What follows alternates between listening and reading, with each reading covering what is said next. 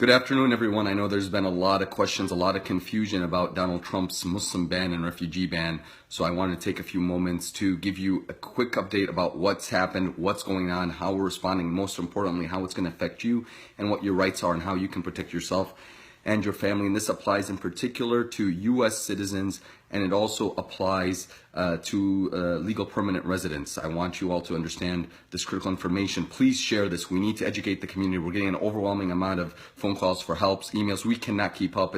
And right now it's very difficult to even answer individual questions. So please share this. We need this message to get out to everyone, especially visitors, especially green card holders, and even American citizens. And I'll explain why. Again, I have 144 people watching this. Click share immediately. We need this message to get out to everyone.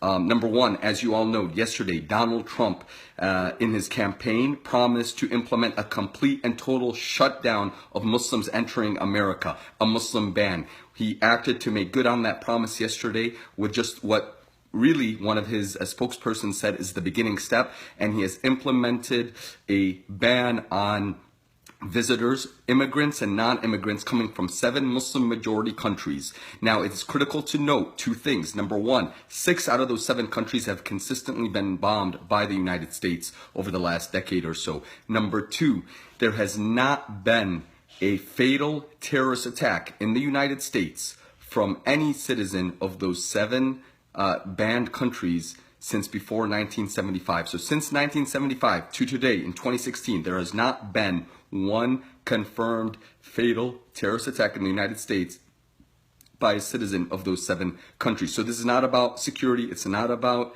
protecting our country. It's about paranoia, fear, and hatred. Please understand this and share this fact. Please also take a moment as I begin to share the Know Your Rights portion of this conversation.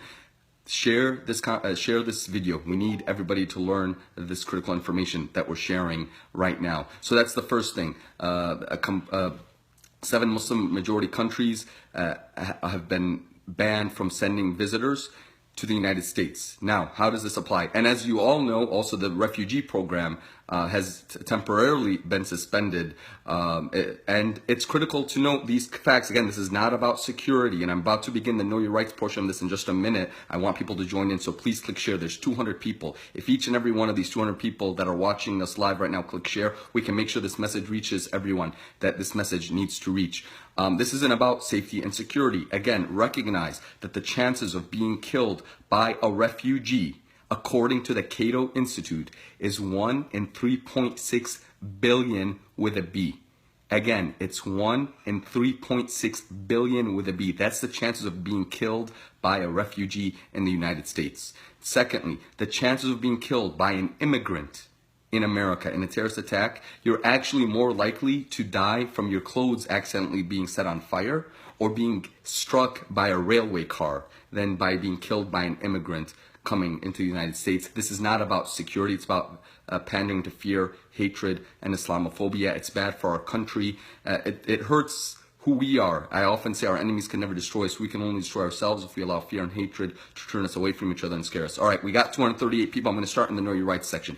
Number 1, the ban essentially about 7 Muslim majority countries. You can look up what those countries are: Somalia, Sudan, Syria, Iran, Yemen. Again, check out the list. That list can change. So understand these few things. Number 1, whether you're a visitor or you're a legal permanent resident, means a green card holder, you can actually be denied entry into the United States based on that executive order. So what does that mean?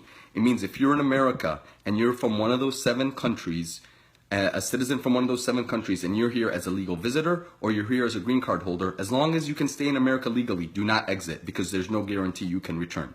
If you're even a green card holder and you're outside of America, please contact your immigration attorney to ask them for legal advice and protection before returning into America. That's the number 1 rule. If you're in America as a green card holder or as a legal visitor, do not leave if you're from those 7 countries, because you can be denied re-entry. If you're outside of those 7 countries and you're a green card holder, please contact your lawyer before trying to return so that they can give you the legal advice that you need about how to safely enter the U.S. There have been reports of people who have green cards being denied. There have been reports of people who have green card being entered in. Now, if you are on a flight and you're entering America and you're a green card holder and they try to get you to sign a form to let go of your green card or say it'll make your life easier, do not do that. Simply demand that you want a hearing with an immigration judge. Insist that you want a hearing with an immigration judge. Do not give up your green card. Never physically resist, but I'm saying don't waive away your rights to your green card. That's the second critical point. Again, please share. We need this information to get out to the community.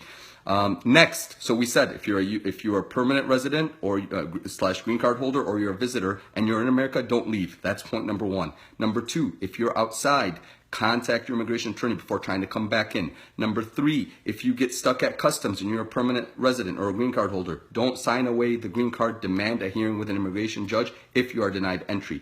Next, what if you're a green card holder or a visitor, but you're not from those 7 countries? Well, that list of those 7 countries can change within 30 days. So if I were you, I would not make, if I were you and you're a green card holder outside of America right now, but your country of citizenship is not one of those 7 countries, then I would get back as soon as possible. Come back before these 30 days. If you're inside America and you're a green card holder from a Muslim majority country that's not on those 7, that's not from those 7 countries, then I would advise against leaving at this time, simply because they can change what those 7 countries are. So Pakistan is not on today, but maybe it could be on tomorrow. We just simply don't know, and just not worth the risk at this time. So that's the latest point that I also wanted to emphasize, is that the list of which countries this affects can change after 30 days. And even if your country is not currently listed there, it can be. So if you're from a Muslim majority country and you're outside of America right now and you have a green card and you are able to return right now, come back right now before those 30 days.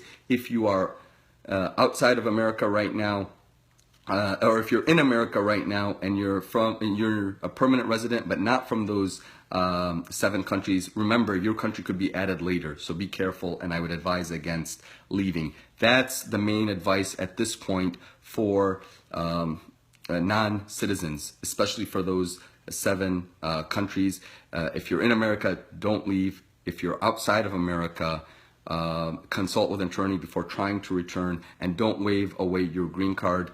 And if you face any issues or you have family members facing issues, contact the civil rights organizations out there. Contact CARE, go to care.com, contact your local CARE office if you live in a particular state, contact SUNY's CLEAR, CLEAR, contact the ADC, contact the Muslim advocates, contact MLFA. I don't care who you contact, but reach out for legal help. Let's document and report each and every one of those incidents. If you have a family member who's being stuck and not being allowed in, invite people to come to the airport. Go on Facebook Live. Let people see you crying. Let people see what you're going through. Let people see the injustice that we are facing.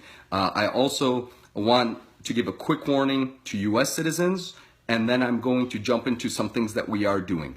U.S. citizens, we have reports of U.S. citizens coming into America as citizens and being selected for secondary inspection, where they're being grilled and interrogated about their family members, about their social media usage, about their religious and their political beliefs, and then asked for their cell phones and being forced to turn over their cell phones and their passwords and unlocking it. If you're an American citizen, remember, you absolutely have to be let into America. Please, we have 400 people watching this video. Share it. We need this message to get out to everyone. May God bless us and help us keep America a free and just nation for all people. Just click the bottom, click share, invite everybody to watch this. If you're an American citizen, remember this. You have to be let into America. If you're an American citizen, you cannot be denied entry into America. Therefore, if you are coming into America and they select you for secondary inspection or a random inspection, at the primary inspection, answer basic questions: where you came from, where you're going. Never lie to them. Be completely truthful. You have to declare whatever you have to declare. If you as a group are carrying over $10,000, you have to declare it. If you're bringing in fruits and vegetables, you have to declare it. So make the required declarations and answer truthfully what basic questions you're asked at the primary. If you're selected for secondary inspection, remember this: As an American citizen, they must let you in. So absolutely, under no circumstance, answer any further questions at secondary inspection about your religious beliefs, your political beliefs, your family, their contact information. If you're an American citizen, they must let you in. Do not answer any questions about your religious or your political beliefs or your social media usage. Simply say, sir, I'm an American citizen. Let me speak to your supervisor. I've verified my identity. I want to come home.